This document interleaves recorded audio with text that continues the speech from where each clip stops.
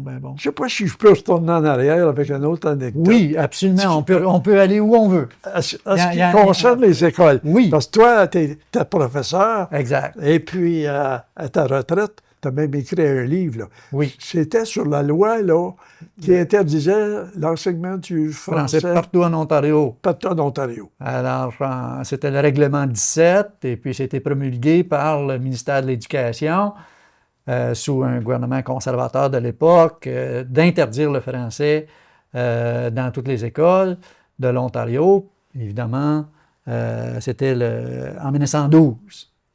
Alors, ça a pris beaucoup de temps. Là. Ça a pris jusque dans les années 40 avant que ça soit complètement disparu. Alors, il y a eu toute une génération là, de gens qui ont eu beaucoup de difficultés à avoir d'éducation en français. Bon, dans mon cas, j'étais impliqué, parce que quand j'ai commencé l'école, moi, en 1936,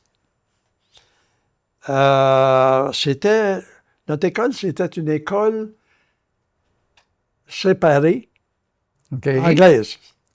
OK. Donc, il y avait la religion catholique. Oui. Mais c'était anglais. Anglais. C'était tout anglais dans ce temps-là. Bon. Ouais. OK. Moi, ça, c'était près de votre résidence. Là. Moi, j'étais à sa quatrième. 1 mille de chez nous. 1 000. Ça, on appelait ça assez près pour marcher à l'école. Oh oui, moi, je ne pas loin parce qu'il y en avait qui venaient de Dorney Road. Okay. Alors, les autres, il y avait comme 3 000 à marcher. Ouh, ça, c'est pas mal plus long. Je me souviens bien, ma première journée à l'école, le matin, ma mère m'avait préparé, avait fait mon lunch, puis là, les élèves venaient justement de la région de Dorney.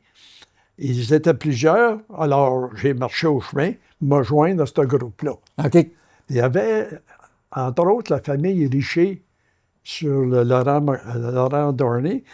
Je pense qu'il y avait 4 ou 5 enfants de cette famille-là dans le groupe. Oui, oui, oui. Dont un qui était le même âge que moi, qui commençait à l'école. Ah, bon.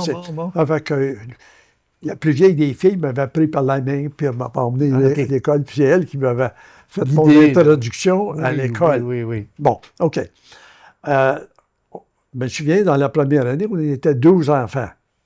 Alors qu'au total, il y avait, je pense, c'est 22, 23 élèves. Ah, OK. Ouais, parce que c'était les classes de 1 à 8. 1 à 8 ensemble. Bon, OK. Je pense que c'était la deuxième année que, là, il n'y avait seulement qu'une famille anglophone.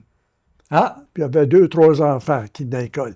Alors, que c'était tous des anglophones, originalement, il y avait plusieurs familles, comme la mienne, puis les Richer, puis d'autres, les Leving, qui avaient des enfants. Puis là, c'était rendu que c'est presque tous des francophones. Ben oui. Avec cette famille d'anglophones-là. Et les commissaires d'école, dans ce temps-là, je pense qu'il était 4, c'était des anglophones.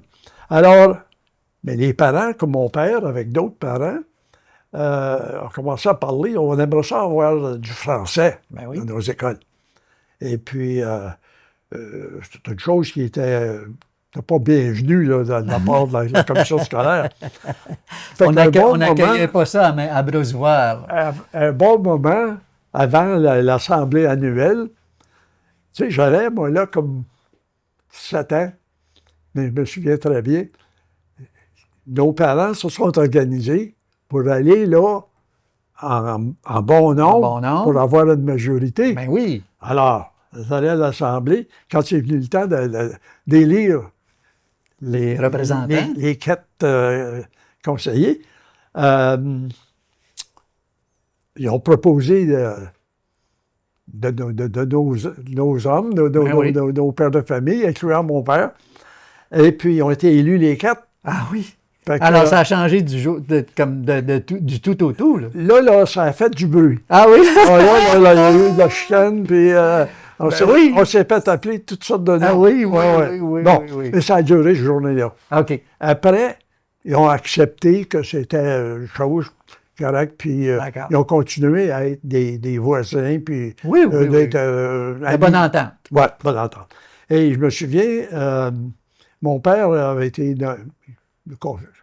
Le nouveau conseil avait nommé mon père comme secrétaire trésorier. OK. Bon. Alors, le secrétaire trésorier anglophone, avant, c'était nommé McPhee, qui était sur la petite 3 de Canyon. Il était venu voir mon père avec des livres, lui remettre des documents, ces choses-là. Et là, ce que nos parents demandaient, c'était pas une école française complètement. Il fallait avoir une école bilingue. Ah, OK. Pouvoir obtenir une école bilingue, c'était toute une réussite. Ben oui. Quand c'était 100% anglophone avant. Tout à fait. Alors, ils ont appliqué au ministère, puis ils ont été accordés que l'école devenait l'école bilingue. OK. Alors, c'est là que le français a commencé. Vous étiez rendu en quelle année, là? Ça, c'était en 1938, je pense. OK. Puis vous étiez en quelle année au niveau scolarité? J'étais probablement en deuxième, mais là, je pense que j'ai sauté la troisième année. OK. En troisième, ça, c'était quatrième commun année. aussi. Hein? C'était une pratique commune. Ça fait que là, mon père, dans un premier temps, devait chercher un professeur. Ah, ben oui. Bilingue. Ben oui. Pour enseigner l'anglais et le français. Absolument. Et il avait trouvé cette jeune dame qui s'appelait Gertrude Lapalme de Hammond, Ontario. Ah, mon Dieu! OK. Elle était parfaitement bilingue, et c'est elle que j'ai eue comme professeur pendant 2, 3, 4 ans, je ne sais pas trop, là. Et l'école est devenue bilingue, alors j'ai eu quelques années j'ai eu comme 4 ans, 3 ou 4 ans d'éducation en français.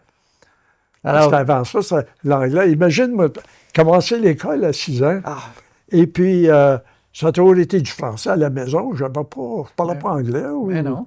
Mais je me souviens pas que c'était un problème. Non. J'ai pas eu ça à l'école comme ça. Oui. Un peu mon anglais à jeune âge. Absolument. Alors, c'est ça que je voulais ouvrir une parenthèse. Parce que Lucien en a parlé aussi avec Laurier-Carrière. Laurier, oui, qui était... C'était le parent dans la famille? Non. Non? Non. Il était inspecteur d'école. Oui. Puis il venait justement à notre école. Ah, c'est vrai? Oui. Ah, oui. Ouais. Ah, bon. C'est intéressant. Les liens sont là. Oui. Ah, OK. Là, je ferme la parenthèse. Ah, non, c'est bon. Mais j'ai une autre question. Est-ce que vous vous souvenez de la visite de l'inspecteur? Je me souviens vaguement. Okay. Je sais que la maîtresse, le professeur, c'était une grosse occasion. Voilà, ça se préparait pour la visite de l'inspecteur. Oui.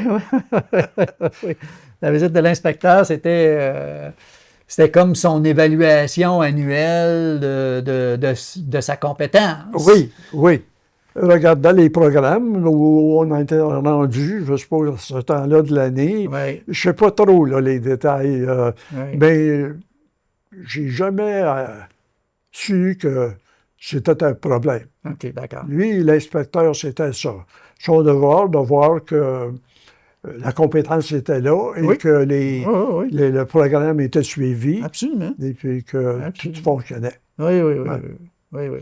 Ben, moi, en tant qu'enseignant, j'ai vécu ça aussi dans le sens que on avait quand même des évaluations qui étaient faites à tous les 2-3 ans. Là, on devait, comme enseignant, passer des évaluations.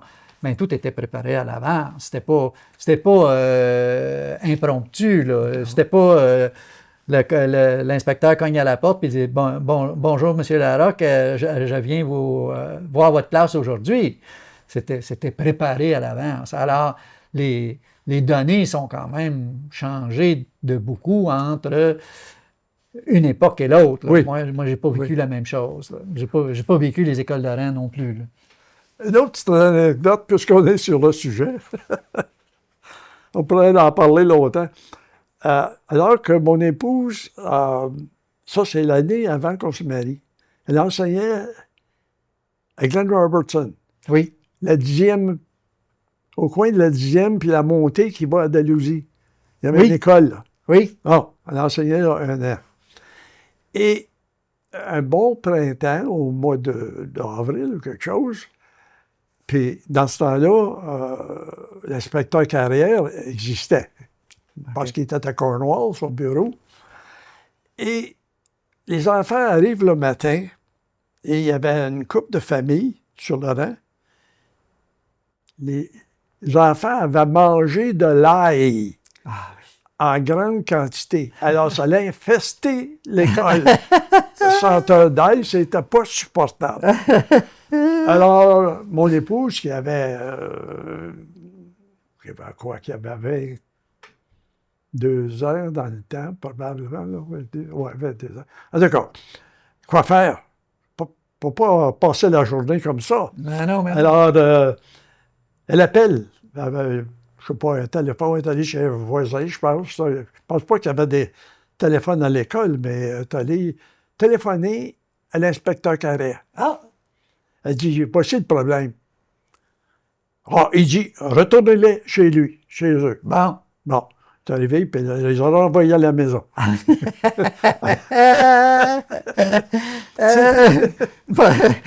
C'était fini pour les manger de l'ail avant d'aller à l'école. Ah ben là, oui, il ne fallait pas manger trop d'ail. Oui, au printemps, comme ça, là, oui, ça sent fort quand les gens mangent de l'ail. L'ail des bois, là, c'est très bon, là, mais... C'est bon pour la santé. Mais oui, oui, oui, oui.